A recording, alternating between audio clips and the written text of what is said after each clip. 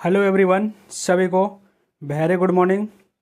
तो आप सभी उम्मीद करते हैं कि अपने जो पढ़ाई है उसको कंटिन्यू कर रहे होंगे।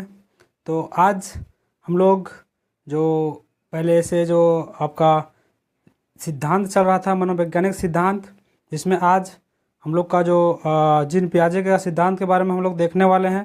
हम लोग इससे पहले दो सिद्धांत के बारे में भी चेक देखे हैं, जो कि प्लेलिस्ट में आपको मिल जाएगा, तो आप देख सकते हैं प्लेलिस्ट में जाके। तो देखिए, आज हम लोग का जो सिद्धांत है वो जीन पियाजे का सिद्धांत के बारे में डिस्कस करने वाले हैं कि जीन पियाजे ने आखिर क्या सिद्धांत दिया है।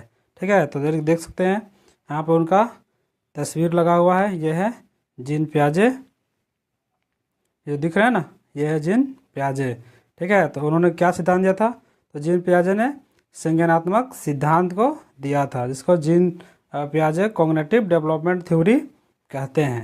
ठीक ना। तो चलिए, आज का जो क्लास है इसमें हम लोग जीन पियाजे के सिद्धांत के बारे में जानने वाले हैं, उनका डिटेल को पूरा जानने वाले हैं। सबसे पहले आप अपने पास एक कॉपी और एक पेन ले लें इसके साथ। इसके बाद हम लोग क्योंकि कुछ कुछ जो मेन पॉइंट है उसको आप लिखते जाइएगा, नोट डाउन करते जाइएगा, तो आपकी जो पढ़ाई है वो बेहतर हो सकती है। क्योंकि जो मेन पॉइंट है उसको काफ़ी सारे टीचिंग एग्ज़ाम में इनसे क्वेश्चन पूछे जाते हैं, 1 से 2 क्वेश्चन, जो कि आपका टेट हो गया, सीटेट हो गया, और अलग अलग प्रकार के जितने भी टीचिंग से रिलेटेड एग्ज़ाम होते हैं, तो उसमें आपको इससे काफ़ी मदद मिलने वाला है। तो चलिए, आज के क्लास को शुरू करते हैं। तो मैं हूँ घनश्याम और आप देख रहे हैं मिशन शिक्षा। तो आज की इस कड़ी में, मनोवैज्ञानिक के सिद्धांत की कड़ी में, आज हम लोग पहुँच चुके हैं जीन पियाजे का सिद्धांत। इससे पहले हम लोग ब्रूनर का सिद्धांत और वाइगोस्की का सिद्धांत और भी बहुत सारे सिद्धांत का प्लेलिस्ट में बना दिया हूँ। तो आप अगर वो सिद्धांत नहीं देखे हैं तो आप वो भी प्लेलिस्ट में जाके देख सकते हैं और अपनी जो पढ़ाई है उसको बेहतर बना सकते हैं। तो चलिए, आज की क्लास को शुरू करते हैं। तो सबसे पहले जीन पियाजे का सिद्धांत, तो उन्होंने किस पे दिया था सिद्धांत? तो उन्होंने संज्ञानात्मक सिद्धांत को दिया था, यानी बच्चों को संज्ञान मस्तिष्क ऊपर दिया था। उन्होंने इसको 4 ये में कैटेगराइज किया था।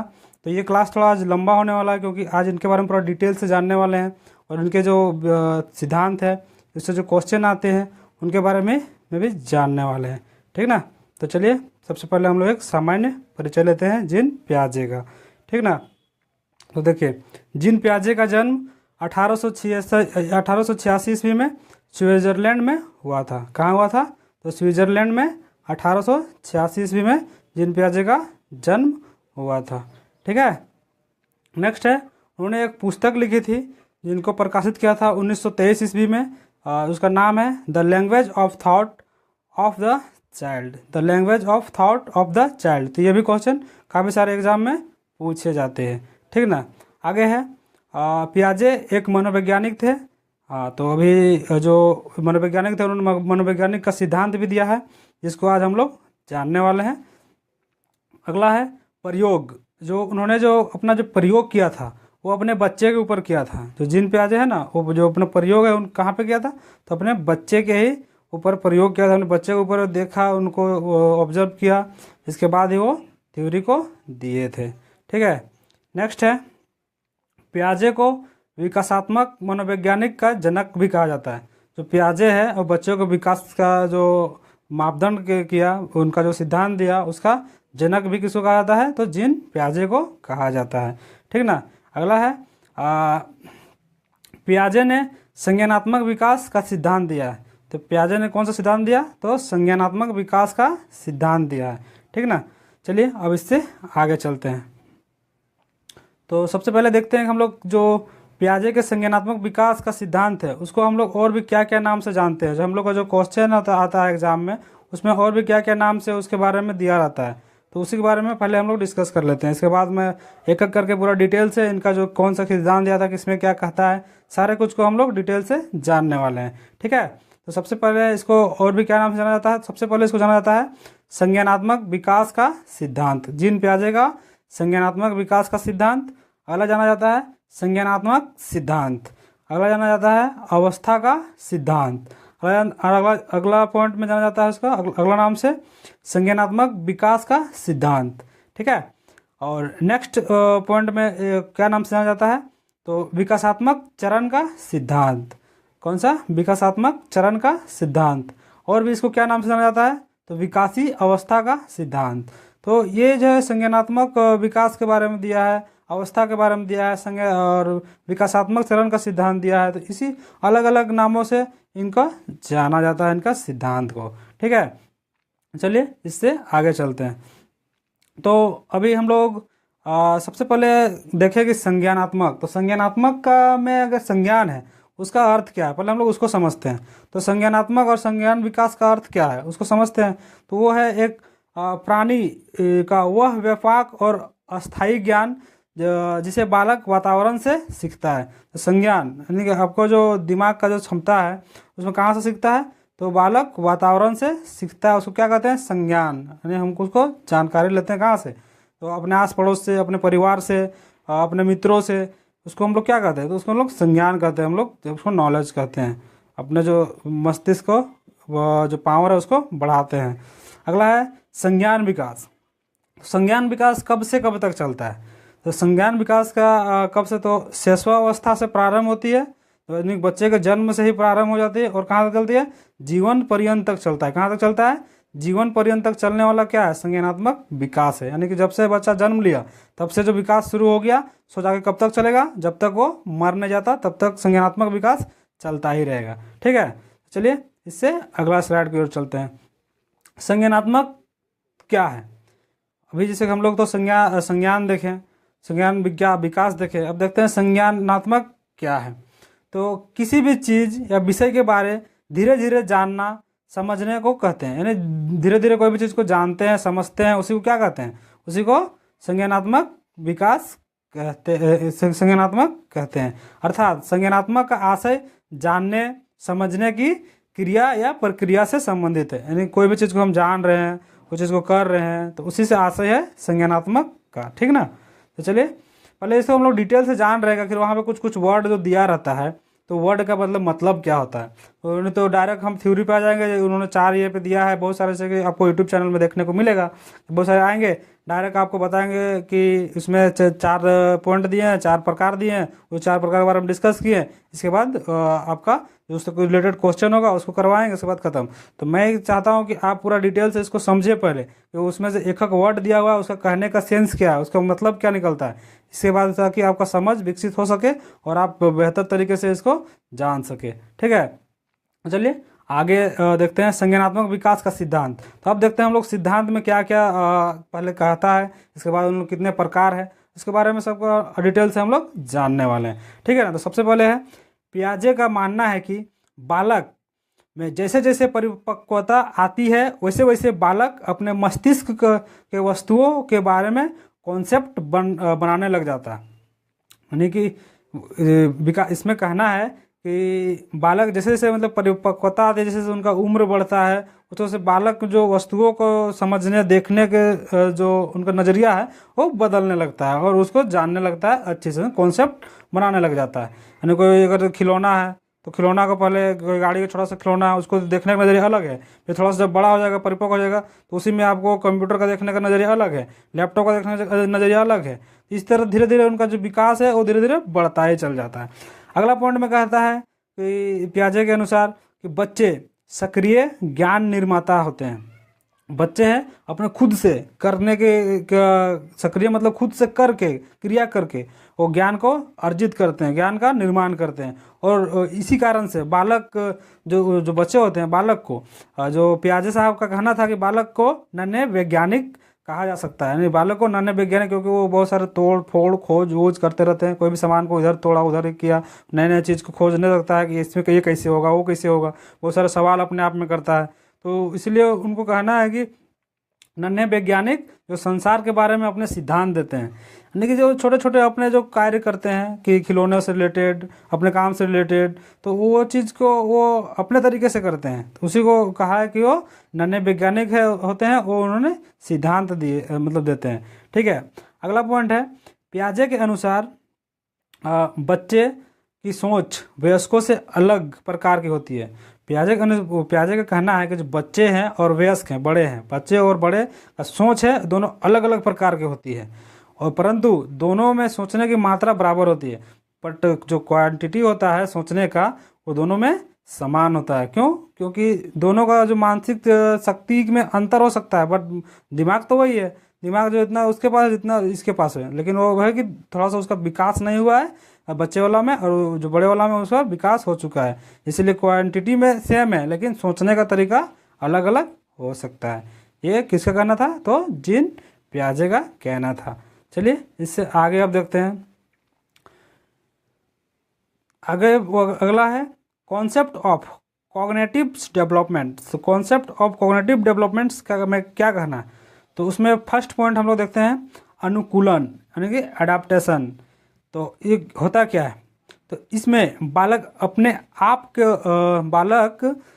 आप को वातावरण के अनुसार ढालता है। यानी इसमें कहना यह है कि जैसे बालक है, तो बालक सबसे पहले उसके आसपास में जो भी वातावरण रहेगा उससे आसपास में जैसे भी, जैसे कि पेड़ पौधे हैं तो पेड़ पौधे के साथ सीखता है। अगर मान लो बैल बकरी है, बैल बकरी के साथ सीखता है, मतलब उसको देख के सीखता है। तो वो अपने दोस्त क्या कर रहे हैं उसको देख के सीखता है। तो वो अपने जो जिस वातावरण में वो रहता है उस वातावरण में वो खुद को डाल देता है। तो उसमें इसका दो प्रक्रिया होती है, वातावरण में डालने का दो प्रक्रिया होती है। सबसे पहला है आत्मसात्करण। आत्मसात्करण तो इसमें आत्मत सत्कारण, तो यानी कि अपने आप को, इसमें कहने का मतलब है इसमें कि पूर्व ज्ञान को नए ज्ञान के साथ जोड़ना। जैसे पूर्व ज्ञान को नए ज्ञान के साथ जोड़ना। जैसे कि कुत्ता को देखता है बालक, जब सबसे पहले कुत्ता को देखता है कि इसका चार पैर है, इसके भौंकने का तरीका अलग है, आवाज़ करने का तरीका अलग है, इसके चलने का तरीका अलग है, तो खाने का तरीका अलग है, पानी पीने का तरीका जीभ में ये करके पीता है। तो सब वो देखता है, वो पहले ऑब्जर्व करता है उसको पूर्व ज्ञान के आधार पर। क्योंकि पहले तो पढ़ा रहता है कि डी फॉर डॉग, तो डॉग आखिर वो करता क्या क्या है उस चीज़ को पहले देखता है, पूर्व ज्ञान के साथ जोड़ता है। अगला है बी पॉइंट में है समायोजन। तो समायोजन, तो जो पूर्व ज्ञान है, समायोजन का कहने का आशय है कि पूर्व ज्ञान को परिवर्तन करके वातावरण के साथ तालमेल बैठाता है। जो पूर्व ज्ञान जो होता है उसको परिवर्तन करता है और जो वातावरण के साथ तालमेल बैठाता है। यानी कि इसका कहने का मतलब है कि और भी एक जिसको घर में देखा कुत्ता और बाहर में गया और दूसरा वातावरण में गया तो वहाँ देखा हाथी। जैसे हाथी का मैं एग्जाम्पल लिया हूँ कि वो हाथी देखा, अब देखा कि हाथी और कुत्ता, तो दोनों का तो चार पैर है, लेकिन दोनों का तो चलने का तरीका अलग है, दोनों का जो आपका जाके आवाज़ करने का तरीका अलग है, दोनों का आकार में अंतर है। तो इस चीज़ को वो परिवर्तित करके वो समझता है कि नहीं ये चीज़ का चार पैर होता है, लेकिन वो भी चीज़ का चार पैर होता है, लेकिन वो चीज़ अलग है। तो ये चीज़ को वो अपने आप में तालमेल बिठाता है, किससे? परिवर्तन, पूर्व ज्ञान में परिवर्तन करके। तो जो उसको पहले का ज्ञान होता है उसमें परिवर्तन लाता है, फिर दोनों में अंतर स्पष्ट करना शुरू कर देता है। ठीक है, नेक्स्ट है संतुलन। तो अब संतुलन का कहने का मतलब है कि संतुलन किस में? तो जो पूर्व ज्ञान था और जो परिवर्तन ज्ञान था वो दोनों के बीच में संतुलन बनाता है। तो पूर्व ज्ञान क्या था? मतलब कुत्ता को देखा कि चार पैर घर में भौंकते रहता है, फिर देखा हाथी को कि नहीं इससे बड़ा जानवर होता है, तरन ने देखा, फिर उस दोनों को एक साथ जोड़ा, इसके बाद उसको संतुलन बनाया। तो उसको हम लोग कैसे कर सकते हैं? तो देखिए उसको हम लोग जानते हैं। तो इसमें बालक आत्मसात्करण और समायोजन की प्रक्रिया के बीच में संतुलन बनाता है अपने मस्तिष्क में। तो अपने उसका दिमाग में अलग अलग चीज़ नहीं, अगर कुत्ता था तो छोटा क्यों था, चार पैर तो उसका भी था, हाथी था तो बड़ा क्यों था, उसका भी तो चार पैर था। तो ये चीज़ में वो अंतर स्पष्ट करना, अंतर सोचने लगता है अपने दिमाग में और उसको समायोजित करता है। तो जैसे कुत्ता के और हाथी दोनों के चार पैर हैं, दोनों अलग तरीके से चल सकते हैं। ठीक है, एक दौड़ता है, हाथी तो आराम से चलता है, अभी दौड़ते हैं लेकिन बहुत दूर तक नहीं दौड़ते हैं। दोनों आवाज़ अलग अलग तरीके से करते हैं, दोनों का आकार अलग अलग होता है, और भी बहुत सारी चीज़ें होती हैं। तो ये सब वो दोनों जो वातावरण में जाता है बालक और देखता है, ऑब्जर्व करता है, इसके बाद उसको समायोजित करता है, संतुलन बनाता है अपने दिमाग में, इसके बाद ये सारी चीज़ों को वो जान लेता है। ठीक है, नेक्स्ट है स्कीमा। स्कीमा एक बहुत ही खतरनाक वर्ड है, क्योंकि ये खतरनाक नहीं, जैसे कि ये बहुत प्रभावशाली वर्ड है जो कि एग्ज़ाम में काफ़ी सारे चीज़ आपको काफ़ी सारे एग्ज़ाम में इसका जो क्वेश्चन है वो मिलता है देखने को। तो ये आखिर होता क्या है, चलिए इसके बारे में जानते हैं। तो मानव या बालक के मस्तिष्क में जो चीज़ें पहले से स्टोर होती है उसका प्रयोग करके किसी विषय के प्रति एक धारणा बनाते हैं उसे स्कीमा कहते हैं। यानी कहने का मतलब है मानव या बालक, जो बालक के मस्तिष्क में जो चीज़ें पहले से स्टोर होती है उसका प्रयोग करके किसी विषय के प्रति एक धारणा बनाता है कि उसे स्कीमा धारणा बनाता है। जैसे कि हम लोग को पहले से ही बताया गया है कि नहीं, शेर के सामने नहीं जाना चाहिए, तो उसका दिमाग में पहले से है कि शेर के सामने नहीं जाना चाहिए। अब जब वास्तव में शेर को देखेगा बालक तो उसमें वो चीज़ आएगा ना, और बोलेगा ना कि नहीं उसके सामने नहीं जाना चाहिए। तो क्यों? क्योंकि वो उसके पास पूर्व ज्ञान है, तो उसके विषय पे वो धारणा बनाते हैं कि नहीं वहाँ नहीं जाना चाहिए। इस तरह का कुछ होता है इसके बारे में। ठीक है, अगला देखते हैं। मानव शिशु में स्कीमा प्रवृत्ति और प्रतिक्रियात्मक जन्मजात होती है। जो इसमें जो स्कीमा प्रवृत्ति और प्रतिक्रिया जन्मजात पाई जाती है किसमें? तो मानव शिशु में। ये क्वेश्चन आ सकता है, तो ये चीज़ को थोड़ा सा ध्यान रखिएगा। ठीक ना। चलिए इसके आगे देखते हैं। अगला है संगठन, ऑर्गेनाइजेशन। तो स्कीमाओं को पुनर्व्यवस्थित करना, स्कीमाओं को पुनर्व्यवस्थित करना, उन्हें स्कीमाओं से जोड़ने को संगठन कहता है। जैसे कि जो स्कीमा है उसको अलग अलग प्रकार का जो पुनर्गठन एक कर्मित व्यवस्था से करना चाहिए। मतलब कि जो कर्म के अनुसार जो आपका दिमाग में जो कोई चलता है, पहले पूर्व ज्ञान के थ्रू, फिर उसके बाद जो आपका जो परिवर्तित ज्ञान के थ्रू, परिवर्तन से जो होता है आपका वातावरण में, उसके थ्रू जो होता है उसके संगठन बनाने को ही कहा जाता है संगठन। तो ये चीज़ नहीं है। अब मेन ये सब ऐसे अभी जो हम लोग देख रहे थे वो सब जो मेन जो वर्ड है उसके बारे में हम लोग जानने का कोशिश कर रहे थे कि अगर जो जिन पियाजे साहब ने जो अपना सिद्धांत दिया है उसमें जो कुछ जो ऐसे ऐसे वर्ड यूज हुए हैं उसके बारे में क्या उसका अर्थ होता है, क्या उसका तात्पर्य होता है, उसके बारे में अभी हम लोग जान रहे थे। तो अभी अब हम लोग का शुरू होता है मेन सिद्धांत। जो जिन पियाजे का सिद्धांत दिया था वो सिद्धांत अभी हम लोग का शुरू होने वाला है। तो ध्यान आप अपनी जो कमर है कस लीजिए, क्योंकि अभी जो है आपको जो सिद्धांत के बारे में जानने को मिलने वाला है बस। तो चलिए अब देखते हैं सिद्धांत में क्या क्या देखने को मिलता है। सॉरी। जिन पियाजे की संज्ञानात्मक विकास की 4 अवस्थाएं हैं। तो जिन पियाजे जो हैं साहब हैं उनका जो संज्ञानात्मक विकास है उनकी कितनी अवस्थाएं हैं? तो उनके विकास की 4 अवस्थाएं हैं। तो सबसे पहला अवस्था कौन सा है? तो सबसे पहला अवस्था है संवेदी या तो पेशीय अवस्था। संवेदी और या तो पेशीय अवस्था, जिसका जो अवधि होता है वो कितना होता है?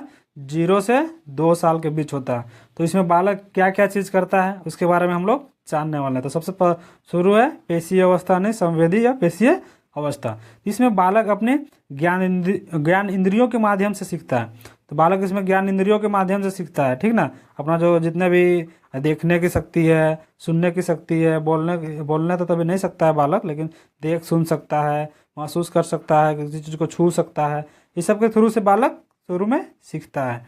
और इसमें बालक में वस्तु अस्थायित्व का गुण आ जाता है। इसमें बालक में जो वस्तु है उसको छूने का, उसको देखने का, जानने का, उससे खेलने का गुण आ जाता है। अगला है जैसे बालक, जैसे कि छोटा बच्चा है, 1 से 2 साल का बच्चा है, तो उसमें आप कोई खिलौना दिए हैं तो खिलौना आप ले लीजिएगा। इसके बाद उस खिलौने को उसके नज़रों से इर्द मतलब कहीं पे छुपा दीजिएगा, मतलब कंबल के नीचे पे डाल दीजिएगा, या तो कहीं पे कोई डब्बा के अंदर में भर दीजिएगा। तो बच्चा अगर उस चीज़ को देखा रहेगा तो वो अपने खिलौने को खोजते खोजते वहाँ पे चल जाएगा और अपना खिलौने को वो वापस ला लेगा। यानी कि तो यही चीज़ को बोला कि अगर छुपाई हुई वस्तु को भी वो निकाल सकता है। किसमें? इस वस्तु में, इस अवस्था में बच्चा। ठीक ना। तो चलिए इससे आगे देखते हैं। दूसरा स्टेज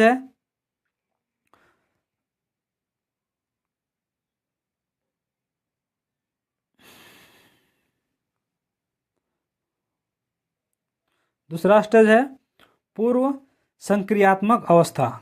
दूसरा स्टेज क्या है? पूर्व संक्रियात्मक अवस्था। इसकी जो समय सीमा है वो कितनी है? इसकी समय सीमा है 2 से 7 साल के बीच। कितनी है? 2 से 7 साल के बीच है। इसमें आखिर होता क्या क्या है तो उसके बारे में हम लोग जानते हैं। तो इसमें होता यह है यह क्रिया करने की अवस्था है।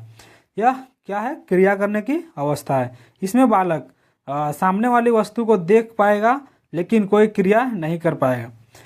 क्रिया तो कर सकता है लेकिन छोटा छोटा क्रिया कर सकता है, जैसे कि उसके बारे में देख सकता है, उसके बारे में सोच सकता है, लेकिन उसको कुछ जैसे कि मान लीजिए कि यहाँ पे आपका कंप्यूटर रखा हुआ है तो कंप्यूटर को वो देख सकता है, लेकिन उसमें जो काम करने की जो शक्ति है वो जो विकसित उस समय उसको नहीं हुई रहती है, तो उसको वो ज़्यादा कुछ उसमें क्रिया नहीं कर पाएगा। कोई क्रिया नहीं कर पाएगा, बस देख सकता है, या तो वो बहुत बहुत ज़्यादा हो तो ऑन ऑफ कर सकता है, या फिर माउस कीबोर्ड को इधर उधर हिला सकता है, बस उतना ही कर सकता है। इसके आगे उसमें क्या काम होता है वो चीज़ नहीं कर सकता है, उस चीज़ के बारे में इसमें बताया गया है। ठीक है, नेक्स्ट है प्रतीकों का उपयोग करने में निपुण हो जाता है। जो प्रतीक है, प्रतीक बोले तो क्या, क ख ग ये सब जो पढ़ते हैं ना, ABCD, तो इस सब का जो उपयोग करने में वो निपुण हो जाता है उस समय तक बच्चा, क्योंकि वो 7 साल की उम्र तक आता है, 7 साल की उम्र तक लगभग ये सब जानना शुरू कर जाता है। प्रतीक कोई भी चीज़ रहता है उसको जानने लगता है, समझने लगता है बच्चा।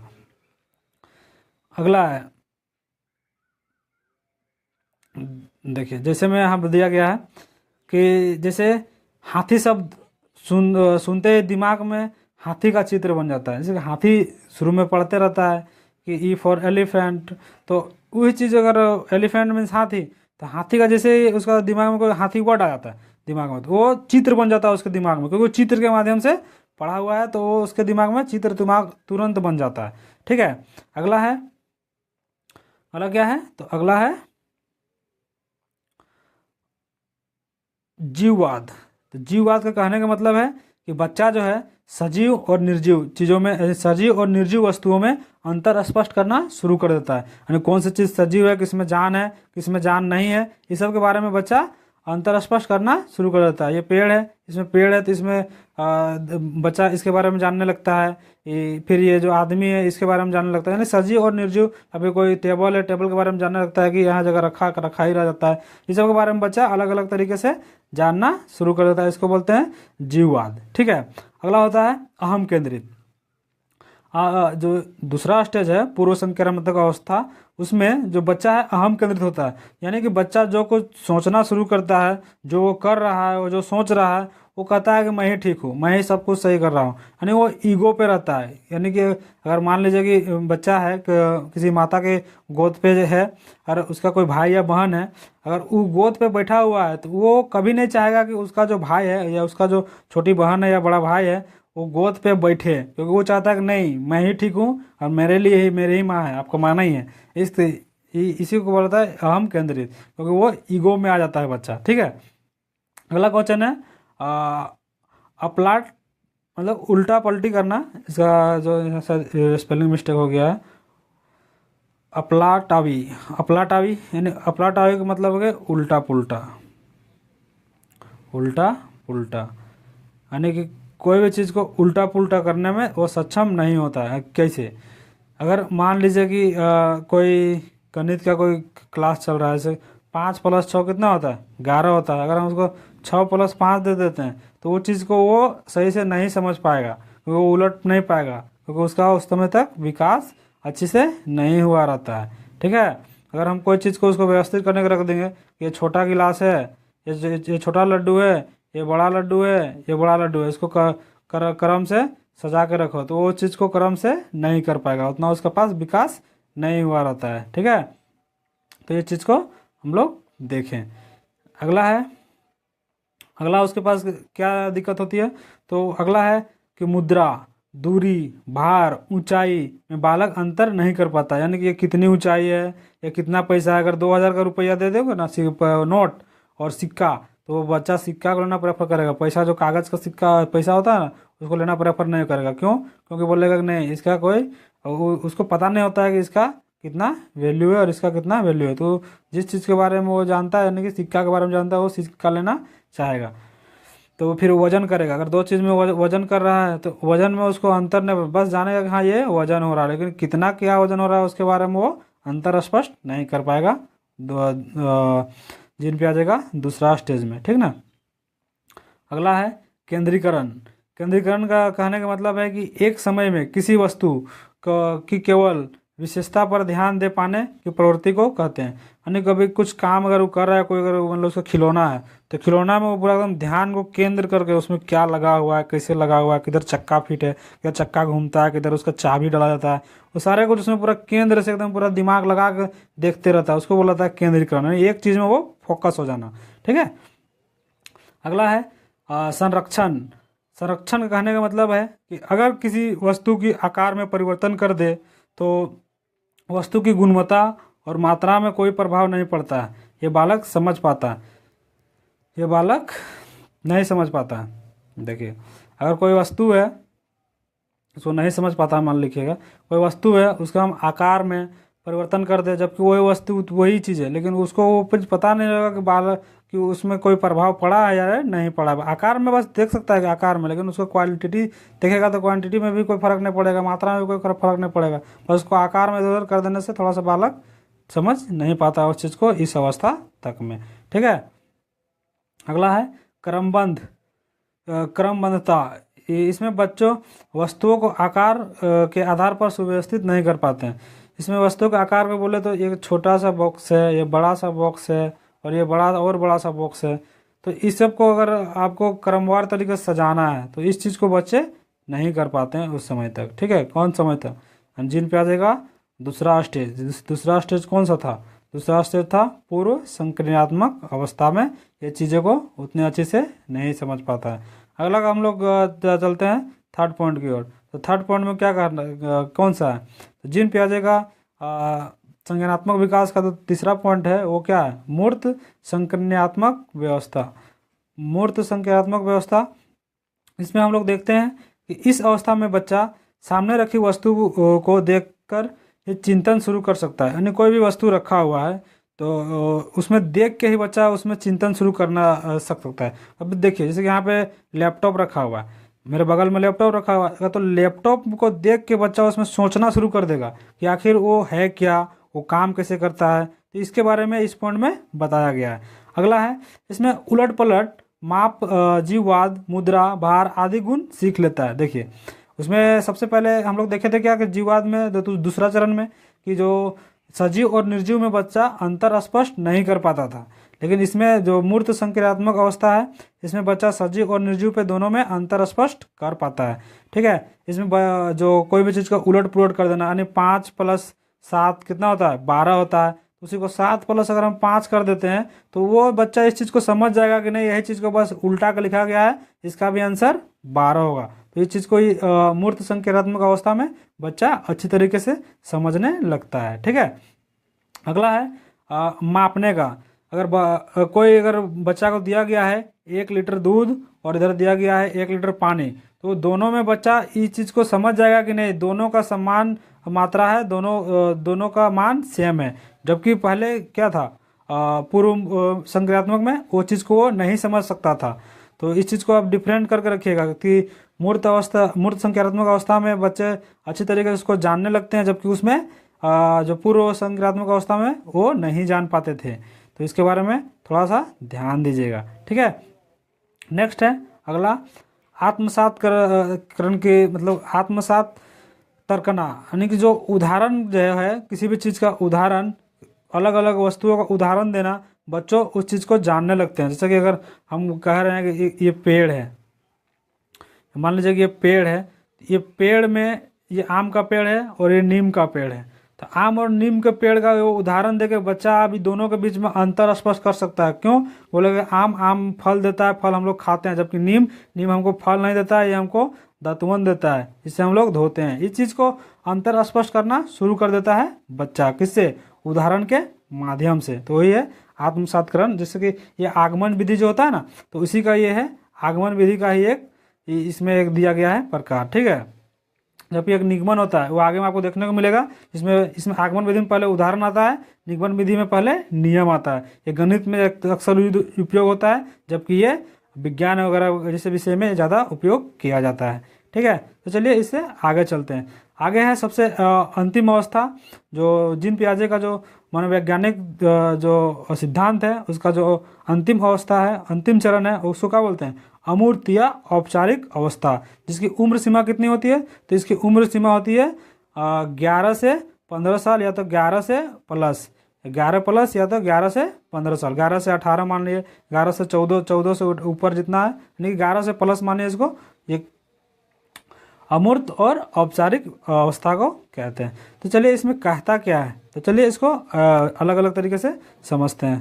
तो इसमें जो पॉइंट दिया गया है उसमें है संज्ञान की सर्वोच्च अवस्था, यानी संज्ञान है ज्ञान अर्जन करने की, ज्ञान विकसित होने की सर्वोच्च अवस्था इसको माना जाता है, क्योंकि इसी अवस्था में बच्चे किशोरावस्था में प्रवेश कर लेते हैं और अपने जो ज्ञान है उसको बेहतर तरीके से बढ़ाते हैं। ठीक है, अगला है इसमें बच्चा अमूर्त चिंतन करने लगता है।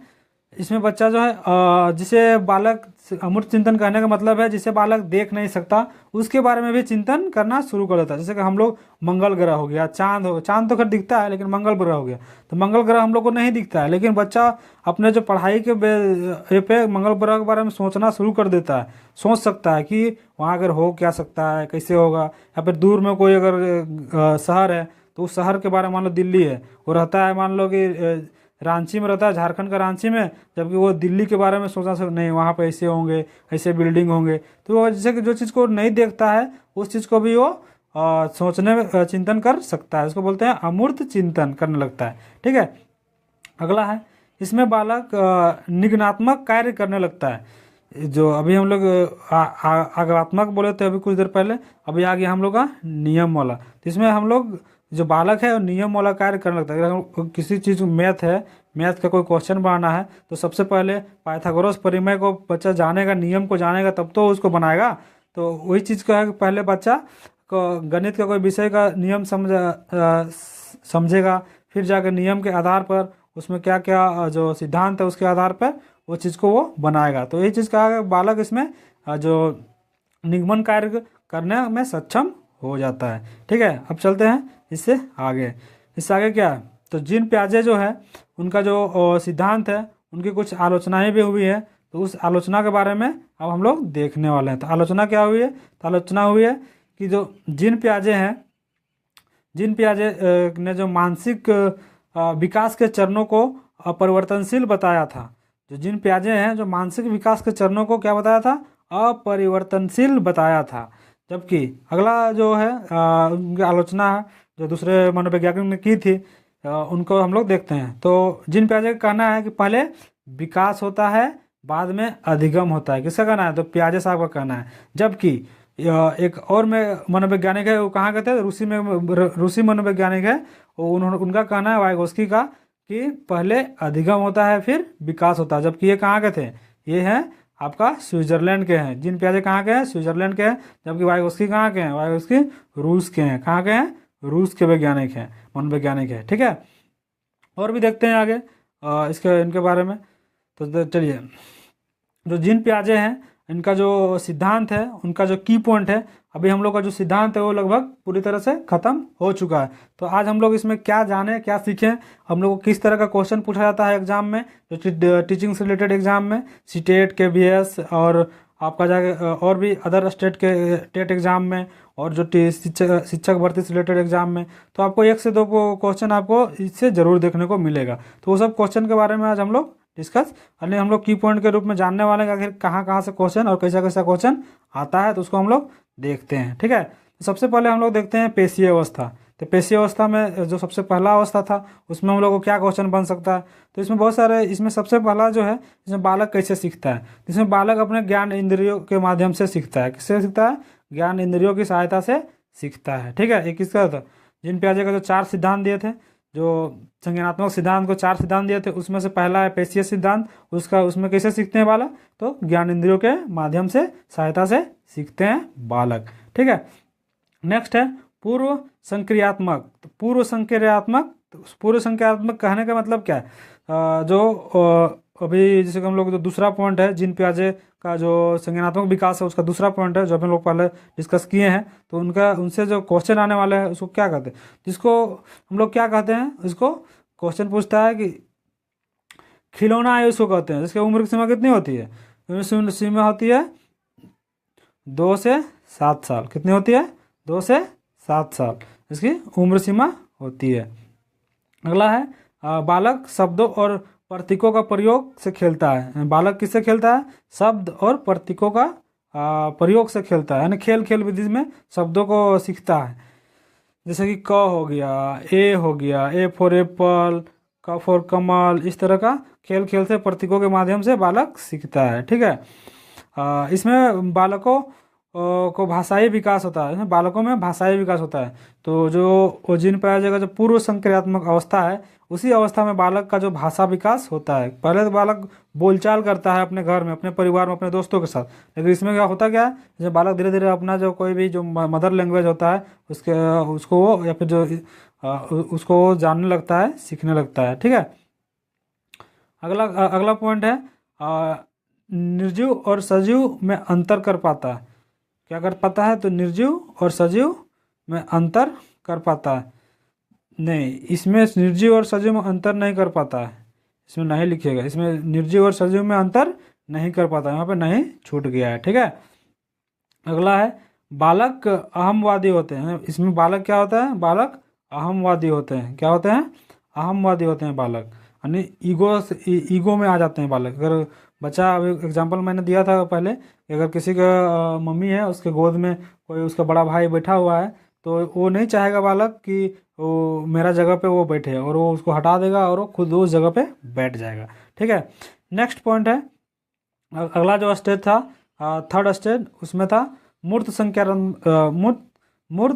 संक्रियात्मक अवस्था। तो मूर्त संक्रियात्मक अवस्था में बालक क्या क्या कर सकता है, तो इसके बारे में अभी हम लोग जानने वाले हैं। चलिए, तो इसमें बालक चिंतन और तर्क करता है। बालक क्या क्या करता है? चिंतन और तर्क कर सकता है। इनमें दिन, महीना, तारीख, समय आदि बताने में योग्य हो जाता है बालक। जो बालक है उसमें दिन, कौन सा दिन है, कौन सा महीना चल रहा है, कौन सा तारीख चल रहा है, ये सब बताने में बालक योग्य हो जाता है। अनुपात में अंतर कर पाता है, जैसे आकार, भार। देखिए, जो ये एक छोटा सा बॉक्स है, ये एक बड़ा सा बॉक्स है, तो इसमें ये अनुपात में अंतर कर पाता है कि ये छोटा है और ये बड़ा है। ये आपका जाके 2 सेंटीमीटर का है, ये 5 सेंटीमीटर का है। इस चीज़ को ये अंतर कर पाता है। ठीक है। अगला है बालक स्कूल जाना शुरू करता है। जो बालक है इस अवस्था में क्या करते हैं? स्कूल जाना प्रारंभ कर देते हैं। ठीक है। नेक्स्ट है, फोर्थ पॉइंट है अमूर्त या औपचारिक अवस्था। तो अब इस सब के बारे में हम लोग देख चुके हैं पूरा अच्छी तरीके से। बस इसमें हम लोग ये चीज़ को देखने का हम लोग उससे हम लोग क्या कुछ देखने को मिला। इसमें मूर्त अमूर्त दोनों चिंतन चलता है। इसमें कौन सा चलता है? मूर्त और अमूर्त दोनों चिंतन चलता है, क्योंकि बालक कहाँ पहुँच गया है? तो बालक किशोरावस्था में प्रवेश कर चुका है। इसमें कार्यों को करना, समझना, उसमें अंतर कर पाना, बालक इस की क्षमता का विकास हो जाता है। इसलिए बालक कार्य को कर भी सकता है, समझ भी सकता है, और उसमें अंतर कर भी पाता है कि यह हम सही कर रहे हैं कि गलत कर रहे हैं। सब कुछ अपने आप में वो अहम केंद्रित होकर समझ सकता है। अगला है मानसिक योग्यता का पूर्ण विकास हो जाता है। जो मानसिक योग्यता है, जो दिमाग का विकास होना होता है किशोरावस्था में, वो वहाँ तक वो पहुँच जाता है, और वो जो मानसिक योग्यता है उनमें पूरी वो विकास हो जाता है। क्योंकि इसमें जो उम्र सीमा कितनी थी? 11 से प्लस थी। 11 से प्लस थी, तो 11, 12, 13 इसी के बीच में तो आपका जाके किशोरावस्था में प्रवेश कर जाता है। अलग अलग वैज्ञानिकों का अलग अलग मत है, कोई 11 कहता है, कोई 12 कहता है, कोई 13 कहता है। तो इसी के आधार पर सब वो जो उनका मानसिक विकास है वो अच्छे तरीके से हो पाता है। तो ये मानसिक योग्यता का पूर्ण विकास हो जाता है इस अमूर्त या तो औपचारिक अवस्था में। ठीक है। अगला है, नोट में 2 पॉइंट है, उसको हम लोग जान लेते हैं, जो कि लास्ट है। जीन पियाजे का सिद्धांत बाल केंद्रित शिक्षा पर आधारित है। तो जीन पियाजे का सिद्धांत जो दिया था वो किस पे आधारित है? तो बाल केंद्रित शिक्षा पर आधारित है, बालक की बात करते हैं। अगला है, जीन पियाजे का सिद्धांत कितने चरणों में है? तो जीन पियाजे का सिद्धांत 4 चरणों में। तो ये रहा आज का हम लोग का क्लास, जिसमें आप उम्मीद करता हूँ कि आपको काफ़ी सारे बहुमूल्य नॉलेज आपको जानने और सीखने को मिला होगा आज के इस जीन पियाजे का संज्ञानात्मक सिद्धांत के बारे में, जो कि आपको बताने का कोशिश किए। तो ये है हमारा चैनल मिशन शिक्षा। तो मिशन शिक्षा में आपको इस तरीके का और भी बहुत सारे अपने एग्ज़ाम को बेहतर बनाने के लिए वीडियो आते रहेंगे। तो अगर आपने अभी तक इस चैनल को सब्सक्राइब नहीं किया है तो चैनल को सब्सक्राइब कर लें और इस जो बेल का आइकन है उसको प्रेस कर लें, ताकि हमारे सभी नए वीडियो के नोटिफिकेशन आपके पास सबसे पहले पहुंच जाए। और एक बात कि आपने जो मनोवैज्ञानिक सिद्धांत का थ्योरी है, इनका मैं प्लेलिस्ट बना दिया हूँ। उन प्लेलिस्ट के थ्रू आप जितने भी जो मनोवैज्ञानिक सिद्धांत है उनको आप देख सकते हैं और अपने जो एग्ज़ाम है उसमें बेहतर तरीके से अंक अर्जित कर सकते हैं और अपने जो जॉब है उस कड़ी में आप एक कदम आगे बढ़ सकते हैं। क्योंकि जब तक पढ़िएगा नहीं तब तक क्वेश्चन को सही से डील नहीं कर पाइएगा, और अगर डील नहीं कर पाइएगा तो जॉब से बहुत दूर होते चल जाइएगा। तो चलिए, उम्मीद करता हूँ कि आज का सेशन आपको पसंद आया होगा। आज का जो जिन प्याजे का जो थ्योरी है उनके बारे में आपको काफ़ी अच्छी तरीके से समझाने का कोशिश किए। अगर आपको कहीं पर डाउट है तो आप कमेंट करके पूछ सकते हैं। मैं कोशिश करूंगा कि आपको वो जवाब देने के लिए कमेंट के माध्यम से। तो चलिए, आज के लिए बस इतना ही। फिर मिलते हैं एक नए फ्रेश टॉपिक के साथ। तो अभी के लिए बाय बाय, जय हिंद, वंदे मातरम।